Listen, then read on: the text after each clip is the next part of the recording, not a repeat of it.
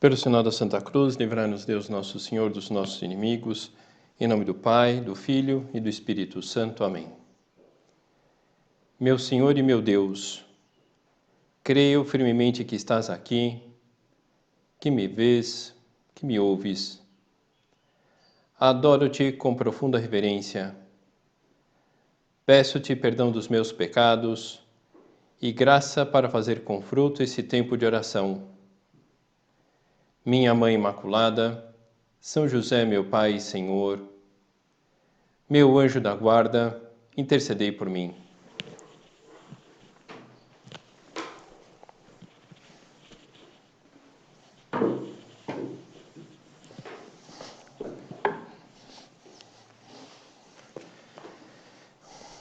Olhando para a realidade que nos circunda hoje, melhor, nessa realidade que nos circunda nos últimos 3 meses, eu creio que já tenha passado pela cabeça de muita gente o seguinte questionamento: será que Deus esqueceu de nós?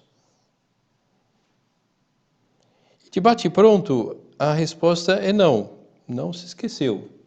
Na verdade, não é algo que nem é próprio não é própria natureza de Deus. Mas por que, então, alguém pode perguntar, mas por que permanece tanto tempo em silêncio? Por que ele não acaba logo com essa pandemia? Bom, não podemos identificar o silêncio de Deus com inatividade. Vamos ilustrar o nosso tema de hoje e aproveitar para pensar na providência divina. Vamos olhar para um momento duro da história da humanidade, relatado por São Mateus, lá no capítulo 2.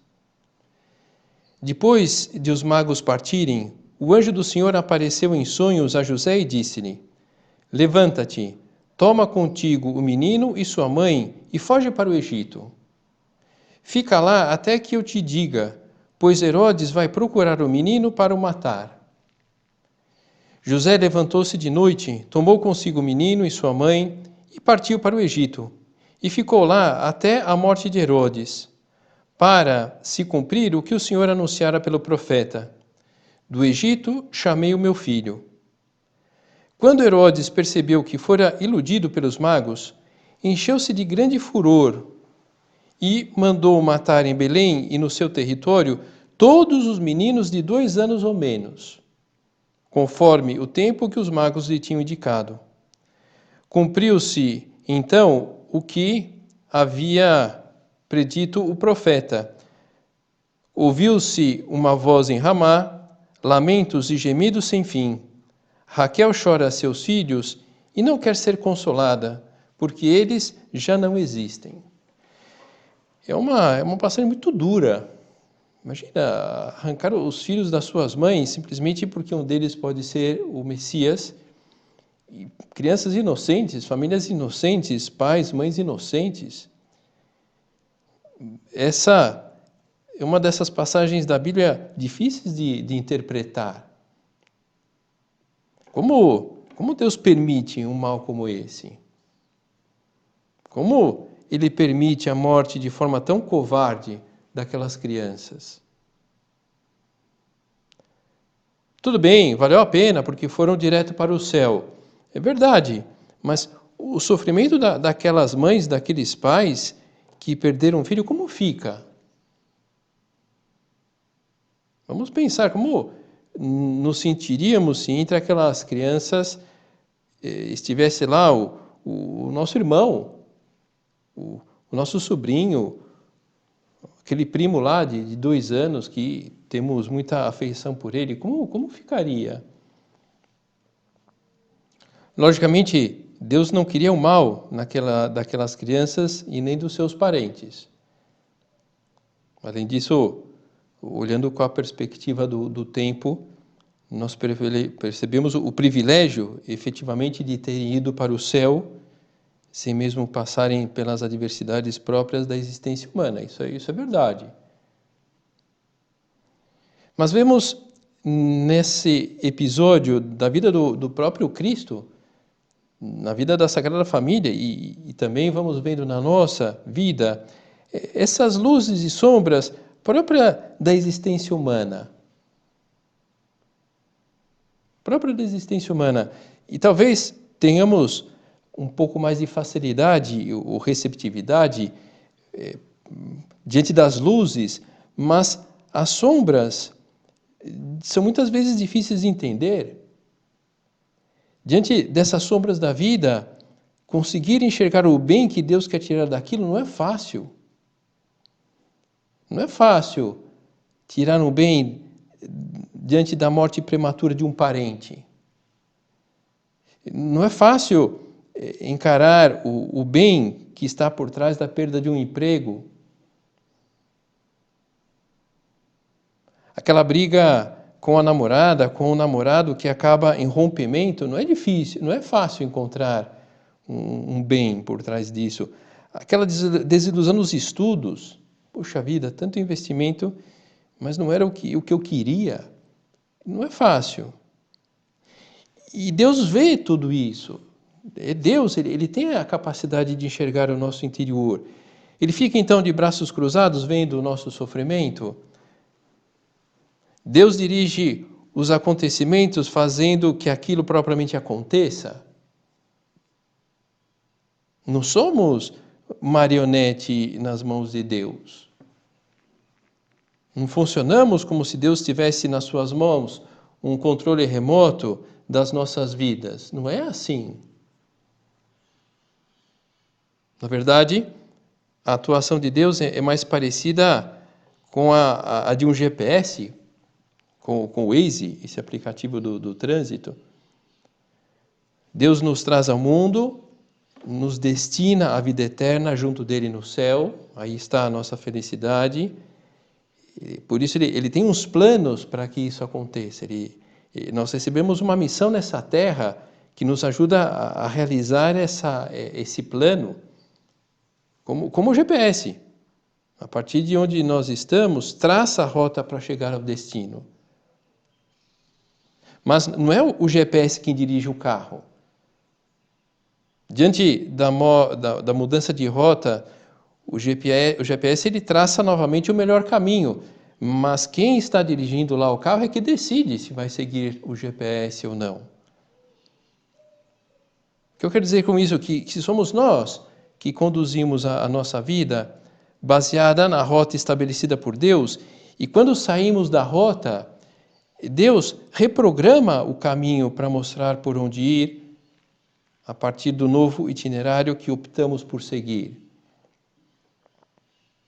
A providência divina, ela organiza, ela dirige, administra a nossa vida de tal modo a ajudar-nos a mantermos a rota da santidade ou retomarmos a rota quando nós desviamos do caminho, e se utiliza da realidade que temos no dia a dia, sem impor, sugerindo. Algumas dessas rotas parecem ser intransponíveis ou levar-nos para onde não queremos ir. E Nosso Senhor conta com a ação da graça para que nós enxerguemos aquilo, conta com a providência divina. A providência divina designa a ação no mundo de uma vontade externa, levando os eventos a um fim.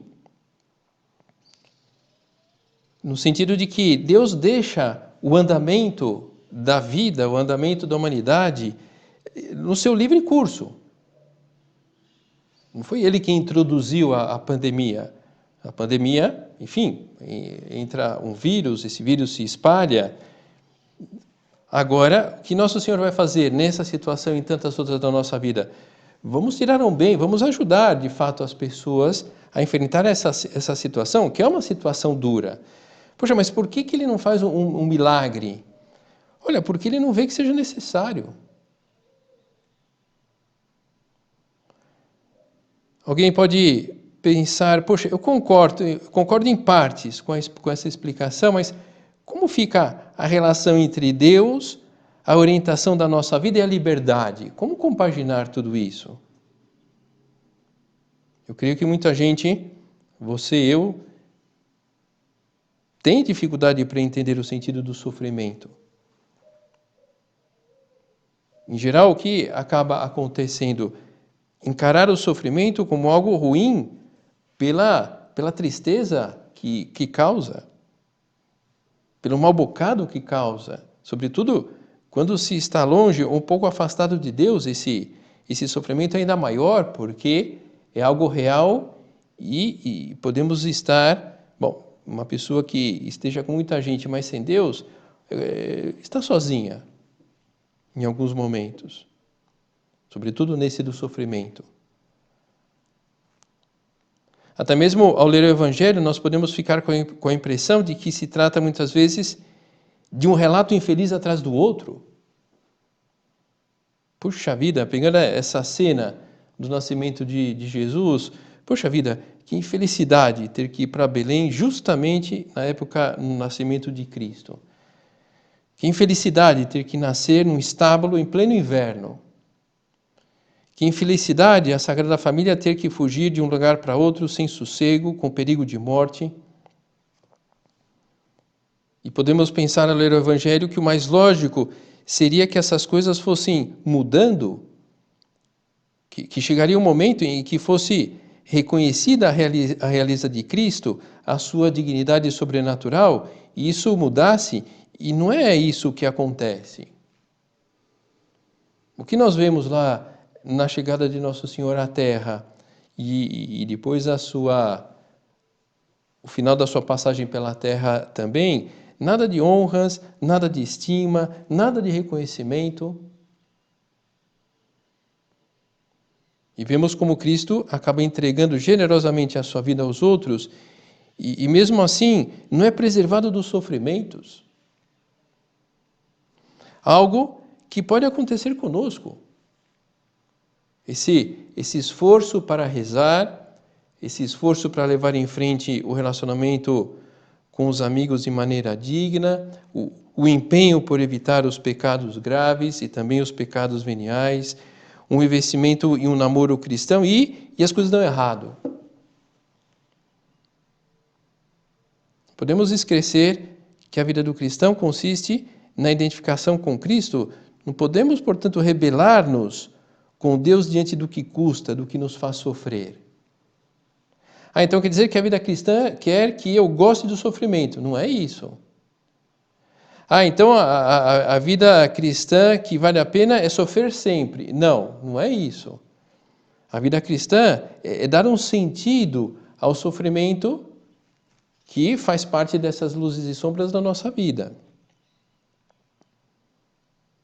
Deus, Ele tem os seus planos para nós, necessitamos confiar na providência, essa ação no mundo de uma vontade externa levando os eventos a um fim, contar com a providência, de modo especial naquelas situações mais críticas da nossa vida. E aquele ditado popular, em geral os ditados populares têm um grande sentido comum, uma grande verdade por trás deles. Há males que vêm para bem. É isso. Há males que vêm para bem. Por que vêm para bem? Porque Nosso Senhor, Ele está buscando atrás daquele mal um bem para nós. Deus não se esquece de nós, não faz parte da sua natureza. Como não faz parte da sua natureza perder o controle da vida no mundo, Ele, na verdade, está constantemente tentando mudar a rota da nossa existência quando nos desviamos, justamente tentando transformar o mal em um bem e, lógico, preservando a nossa liberdade. Como o GPS mais normal e comum, talvez no futuro seja diferente, mas o GPS normal e corrente, o Waze, lá no celular, ele não dá um comando para que a direção do carro mexa sozinha. Ele indica para onde ir. É o motorista quem decide respeitar ou não as orientações do GPS, as orientações lá do Waze. Ao fazer junto de Deus um balanço da nossa vida, chegaremos muitas vezes à conclusão de que alguns eventos efetivamente causaram dor, mas valeu a pena. A morte de um parente que doeu, mas ajudou-nos a amadurecer. A desilusão nos estudos doeu, mas ajudou-nos a empreender com mais afinco a nova carreira que nós escolhemos. De fato, o namoro lá foi por água abaixo e isso doeu, mas ajudou-nos a ver que aquela pessoa não era a mais adequada para nós. A vida de Cristo é uma sucessão contínua de ações da providência, como Deus vai escrevendo reto por linhas tortas. E assim na nossa vida. Cristo, Rei do Universo, nasce no âmbito de uma família pobre, humildes trabalhadores, habitantes de uma cidade perdida, muito longe do lugar badalado do momento, o Império Romano. E passa depois, Jesus, 30 anos em Nazaré, outra cidade perdida no interiorzão lá do Oriente Médio. Período que Jesus passou escondido, dedicado a um trabalho digno, mas que poderia ser feito por alguém sem muita especialização. E se a gente for pensar, isso é incrível. Deus que se encarna, vem à Terra para redimir o mundo e fica trabalhando como carpinteiro, fazendo banquinhos. Fazendo banquinhos, mesas, cadeiras, com tantas necessidades no mundo, com tantas pessoas, com tantos pecadores precisando se converter, tantos doentes que precisavam ser curados, a ressurreição dos mortos. Não sei se vocês lembram da passagem da piscina de Siloé. Havia lá um paralítico que esperava há 38 anos que alguém ajudasse a entrar naquela piscina que tinha umas águas milagrosas e quando aquela água era movimentada, quem entrava naquela água era curado. Ele estava lá 38 anos esperando uma oportunidade para conseguir entrar nessas águas milagrosas. E Cristo, desses 38 anos, vivia já 30 anos no meio dos homens e aquele senhor continuava paralítico. Por que Cristo não saiu antes para fazer os milagres? Outro dado interessante que nós percebemos no Evangelho é que Cristo não sintonizou com muita facilidade com o pessoal da sua época. Alguém pode até mesmo pensar que ele podia ter exposto com menos incisividade as verdades divinas e por causa disso foi negado e foi desprezado por muita gente. E Jesus dá atenção na sua evangelização, em primeiro lugar, aos judeus, por ser o povo escolhido por Deus, para que de lá saísse o Messias, que é da onde Jesus sai. Então, Jesus dá atenção aos judeus, uma espécie de deferência, e depois vai atrás dos pagãos, mas são justamente os pagãos que compreendem melhor a sua palavra. Mas se Jesus era Deus, é Deus, e sabia que seria assim, por que não começou a tarefa pelos pagãos?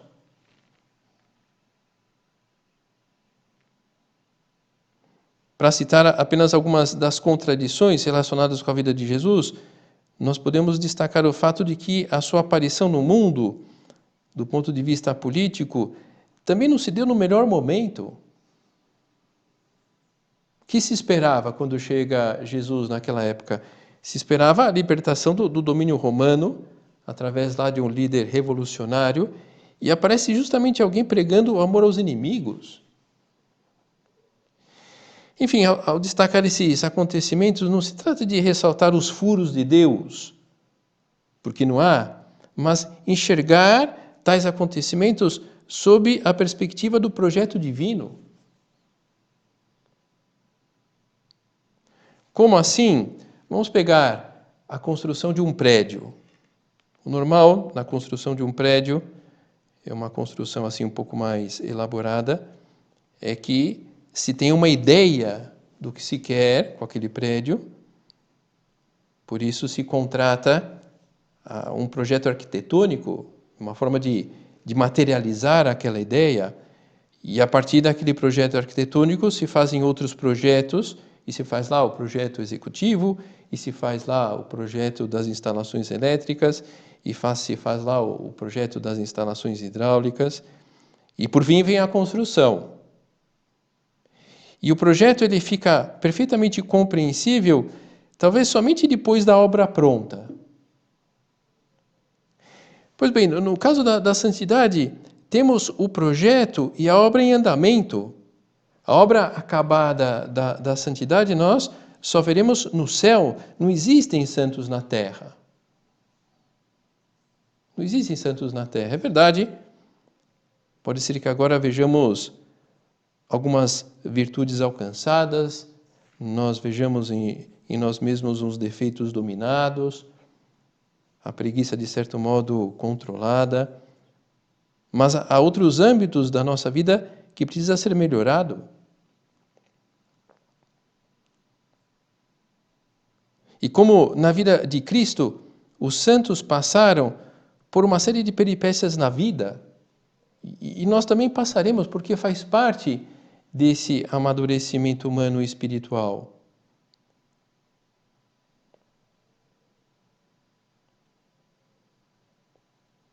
Essas peripécias, em alguns momentos até, tanto na vida de Cristo como na vida dos santos, parece que as coisas saem do controle, mas a providência divina não falha. Quando nós estamos com Deus, fica mais claro como efetivamente há males que vêm para bem. Isso se realiza sempre. Lógico que uma pessoa que tem a visão de fé na vida, ela vai ter mais facilidade de enxergar dessa maneira. Agora, vemos como muitos dos sofrimentos na vida de São José Maria, por exemplo, como foram importantes. Ele mesmo comenta isso em alguns momentos da sua pregação. Mas na hora, quando ele era lá criança, ele não entende, porque 3 irmãs mais novas que ele morrem uma seguida da outra. Ele sendo criança ainda. E no dia da sua primeira comunhão, enquanto ele se arrumava lá para a cerimônia, porque justo naquele momento, o momento onde ele estava, digamos assim, curtindo aquele momento, você vê que estavam lá penteando, secando lá o cabelo dele e queimam a cabeça dele lá com o secador lá de cabelos. E a família vai indo bem, uma família bem constituída, bem organizada, e a empresa que o pai tinha começa a ir por um caminho de menos clientes, de custos mais elevados, e vai à falência. E a família chega a uma situação de ruína total. Tem que mudar para outra cidade, conseguir outro trabalho. E aí São José Maria se ordena e é destinado a uma cidade perdida lá no interior da Espanha. Poxa, ele que tinha sido escolhido por Deus para fundar uma instituição de âmbito mundial, por que ele começa num lugar tão pequeno? Tudo isso um absurdo? Não, a providência divina, através desses acontecimentos, ele mesmo reconhece que tudo isso foi forjando o seu caráter, a sua personalidade, um homem que acabou sendo um homem de muita presença, de muitas convicções, muitas virtudes, coragem, que eram necessárias para levar em frente a fundação do Opus Dei. Então, diante de tudo o que vimos até agora, seria bom que nós aprendêssemos a olhar os acontecimentos sob a perspectiva de Deus e não simplesmente através dos parâmetros de boa ou má sorte. Não dá para ter má sorte com Deus ao nosso lado. Não dá para ter má sorte com Deus ao nosso lado. E ao olhar os acontecimentos com a luz de Deus, fica mais fácil compreender o que nos acontece. Os pais, por exemplo, os pais fazem sofrer o filho muitas vezes. E insistem lá em que coma algumas comidas que o filho não gosta e proíbe algum tipo de brincadeira e não deixa fazer aquela viagem com os amigos, com as amigas. Os pais fazem os filhos sofrer. Para o filho é algo ruim, não entende, inclusive pensa mal dos pais. Mas vão passando os anos e se compreende que aquelas orientações foram boas. Doeu, mas agora os filhos veem que valeu a pena. E por que tudo isso? Para que sejamos felizes, o principal interesse de Deus conosco.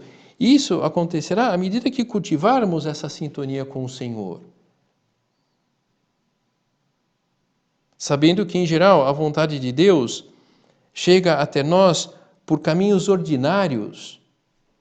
Não temos motivos para esperar milagres ou iluminações especiais. O milagre, sim, é uma realidade extraordinária. Nosso Senhor vai utilizar do ordinário para orientar a nossa vida, a vida das pessoas. Aquela história, num lugar perdido aí no meio das montanhas, que, por causa de vários dias de chuvas torrenciais, os rios transbordaram e os rios não paravam de subir. E o rio estava subindo, a Cruz Vermelha, a Proteção Civil, enviaram lanchas para ajudar no salvamento lá dos moradores. E uma lancha da Cruz Vermelha, ao ver lá um homem no teto da sua casa, se dirigiu na direção daquele homem para resgatá-lo e falava: olha, meu senhor, então vem aqui para a lancha, nós vamos te levar para um lugar mais seguro. Não se preocupe comigo, pode ir em busca de outros, a providência me salvará. Bom, então, enfim, a lancha seguiu o seu curso em busca de outros desabrigados.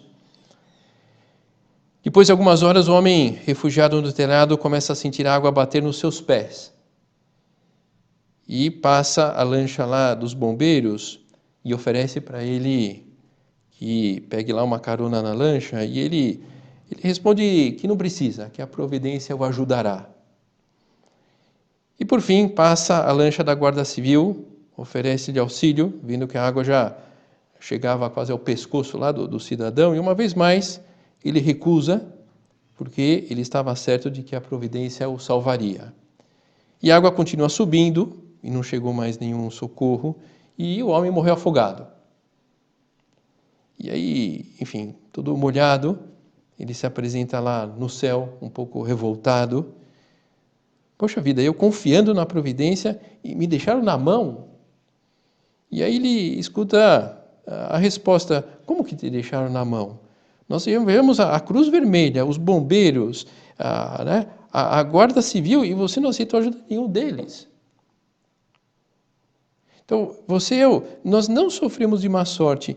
Nós, na verdade, participamos do convite de Deus de compartilhar a sua lógica. Há uma lógica no plano de Deus que acaba tendo que reorientar a nossa vida, porque a gente escolhe caminhos tortuosos, ou a escolha de outras pessoas acaba tornando a nossa vida um pouco tortuosa. Mas Nosso Senhor quer reendereçar para que nós possamos enfrentar aquela situação, para que nós possamos ser felizes mesmo diante daquela situação um pouco delicada. Puxa, mas eu não consigo enxergar as coisas desse modo. Ainda eu me vejo uma pessoa com muito má sorte. Pede então ajuda. Pede ajuda a Deus para que você veja. Pede ajuda para quem pode te auxiliar a enxergar a lógica de Deus na própria vida. A direção espiritual, por exemplo, é um bom caminho nesse sentido. Maria estava em Belém, em Nazaré, no Calvário, sempre ao lado de Jesus.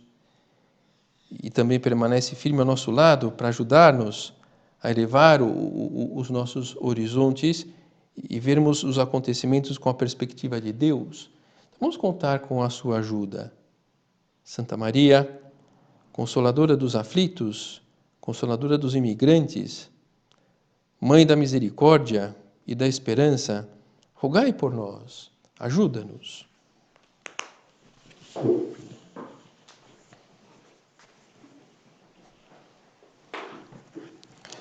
Dou-te graças, meu Deus, pelos bons propósitos, afetos e inspirações que me comunicaste nesta meditação. Peço-te ajuda para os pôr em prática. Minha Mãe Imaculada, São José, meu Pai e Senhor, meu anjo da guarda, intercedei por mim.